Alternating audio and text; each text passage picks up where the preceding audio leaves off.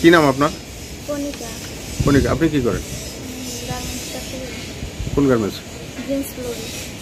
আপনি কোন এলাকায় থাকেন? এই এলাকার নাম? টঙ্গী আলেকটেক। আচ্ছা, ওই যে বৃদ্ধ মহিলা যে বিলকিস হারানো গেছে, উনি আপনার কি হয়? আমার নানি। নানি?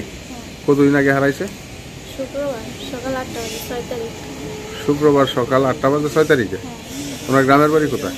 শরীয়তপুর। উনি আসছিল কবে? আসছে আপনার বুধবার দিন। বুধবারে আসছে। আচ্ছা, আসার পরে কি হয়েছে ঘটনাটা একটু খুলে বলেন তো। আসার পরে সকালে আমি কাজে গেছি 7:45 8টা থেকে উনি বের হয়ে গেছে। তারপরে তো অনেক জায়গায় একটু জোরে বলেন। খোঁজাখুঁজি করার পরে পাইনি।